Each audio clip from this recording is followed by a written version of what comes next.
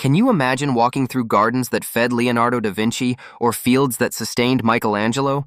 Renaissance farmers grew revolutionary crops that modern agriculture has completely abandoned. These 10 forgotten plants literally funded Europe's golden age, providing food, medicine, and industrial materials that built civilization. Let's start with what might be the most unfairly forgotten root vegetable in agricultural history: skirret. If Renaissance farmers had LinkedIn profiles, skirret would have been the employee of the month for about 300 years straight. This wasn't just another root vegetable competing for garden space. This was the sweet, reliable, no-fuss crop that kept Northern European families fed when everything else was having a bad year. Picture this. You're a Renaissance farmer in England or the Low Countries, and you need something that will grow without constant babying, store well through winter, and actually taste good when your family is getting tired of turnips and barley. Skirret was your answer.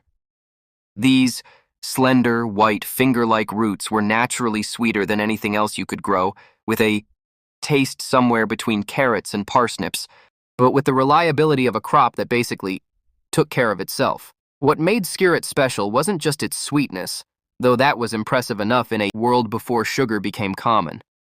It was the plant's incredible ability to multiply underground. You'd plant it once, and it would quietly create a network of roots that you could harvest for years.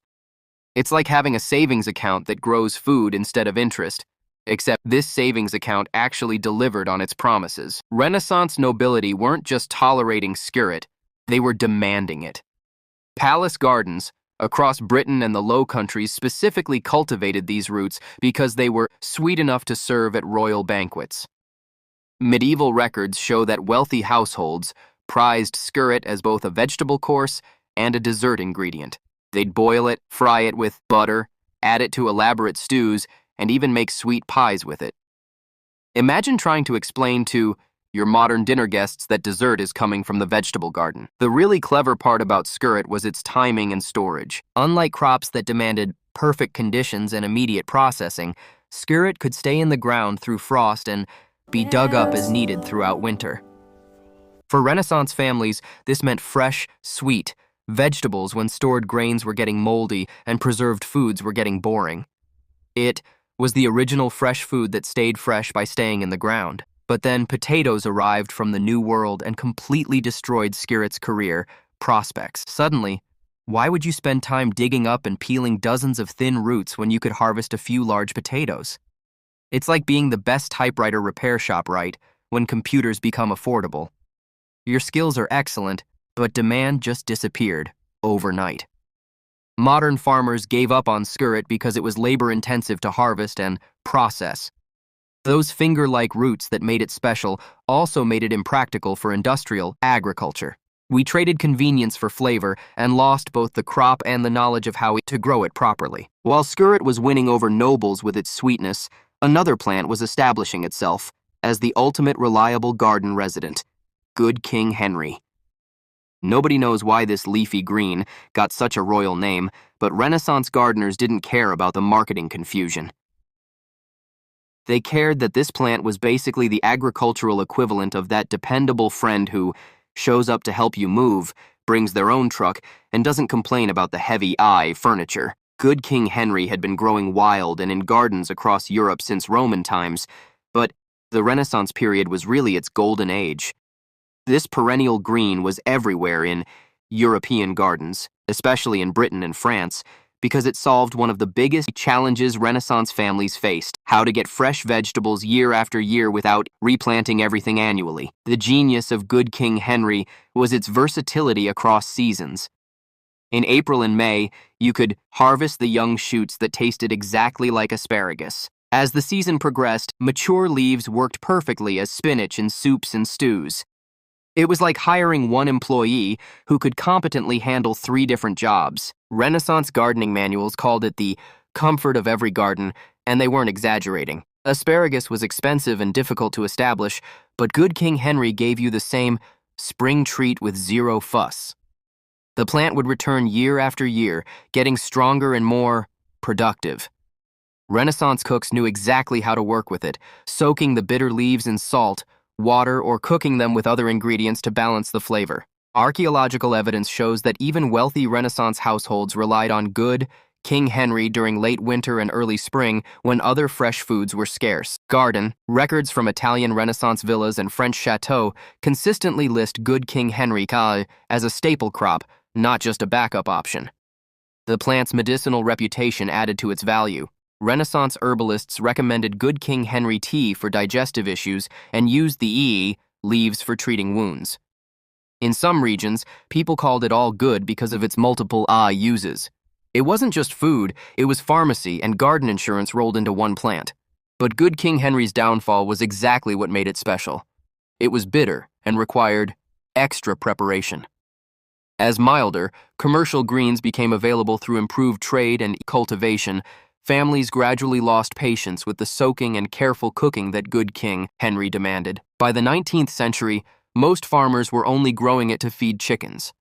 It went from feeding nobles to feeding livestock, which has to be one of the most dramatic career downgrades in agricultural history. If good King Henry was the reliable garden resident, Alexander's was the overachieving neighbor who made everyone else look lazy. This Mediterranean native didn't just adapt to Northern European gardens during the Renaissance, it completely took over. Imagine a plant with the confidence to spread everywhere while being genuinely useful every stage of growth. Renaissance sailors and coastal communities treated Alexander's like a miracle plant.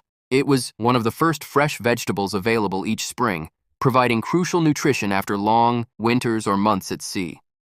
Maritime records from the 15th and 16th centuries describe it as essential for preventing scurvy and clearing the blood. Basically, it was the Renaissance, equivalent of a multivitamin that grew wild along coastlines. What made Alexander's truly remarkable was that every single part was edible and useful.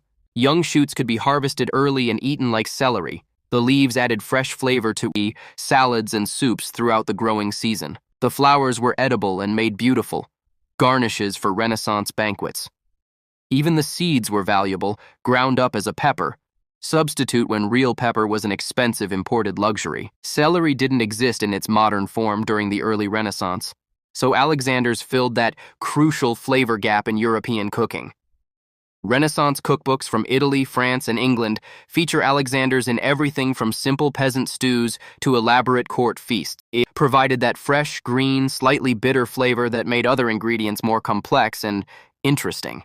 The plant grew up to 6 feet tall with bright yellow flowers that attracted beneficial insects, making it valuable for garden ecology. Renaissance farmers appreciated that it thrived in difficult locations like coastal cliffs and poor soil where other vegetables struggled. It was the freelance contractor of the plant world, showing up uninvited but doing such good work that everyone was glad to have it around. Renaissance herbalists valued Alexander's for its supposed medicinal properties, recommending it for everything from digestive problems to blood purification. Whether or not these medical claims were accurate, the plant definitely provided essential vitamins and minerals that were often missing from Renaissance diets, especially during winter months. But Alexander's faced the same fate as many specialized Renaissance crops. It became obsolete when a better alternative arrived. By the 18th century, improved celery varieties were being mass-produced and distributed through better transportation networks. Why forage for wild Alexanders when you could buy uniform celery stalks? It's like being the best local telephone operator right when cell phones become widespread. While Alexander's was busy overachieving, Garden Auroch was quietly establishing itself as the Renaissance equivalent of gourmet salad greens. This colorful leafy plant originally came from Eastern Europe, but Renaissance gardeners across the continent adopted it because it solved a key, crucial problem: how to make salads that were both nutritious and visually impressive. Archaeological evidence shows that Vikings were already growing Garden Auroch in Scandinavia, and by the Renaissance, it had spread to gardens throughout Europe. What made it special wasn't just its mild, spinach-like flavor, but its incredible variety of colors. Renaissance gardeners could grow green, red, and even purple varieties, creating salads that looked like they belonged in a still life painting. Spinach existed during the Renaissance, but Garden Auroch had several advantages. It was more tolerant of different soil conditions, more resistant to pests, and the colorful varieties made It a favorite for wealthy households who wanted their food to be as visually impressive as their art collections. Renaissance banquet records from Italian city-states and French noble houses consistently mention orach as a premium salad ingredient. Renaissance cooks treated garden orache like we treat specialty microgreens today. The tender, young leaves were perfect for fresh salads, while older leaves could be blanched or boiled as potherbs. The red and purple varieties were especially prized because they maintained their color when cooked, adding visual drama to dishes that were otherwise pretty monotonous in appearance. Garden manuals from the 16th century provide detailed instructions for growing different orache varieties, suggesting that Renaissance gardeners took this crop seriously. They knew exactly how to time plantings for continuous harvests and how to save seeds to maintain their favorite color strains. The nutritional value would impress modern health experts. Garden orache contains significant amounts of vitamins A and C, plus minerals that were often deficient in Renaissance diets. For families who couldn't afford expensive imported foods, orache provided both nutrition and the psychological satisfaction of eating something that looked and tasted special. But garden orache couldn't compete with the agricultural industrialization that prioritized fast-growing, high-yield crops over flavor and appearance. Spinach and chard grew faster and shipped better, making them more profitable for commercial agriculture. Garden orache became another casualty of efficiency over quality, surviving only in a few heirloom gardens maintained by people who remembered what food used to look and taste like.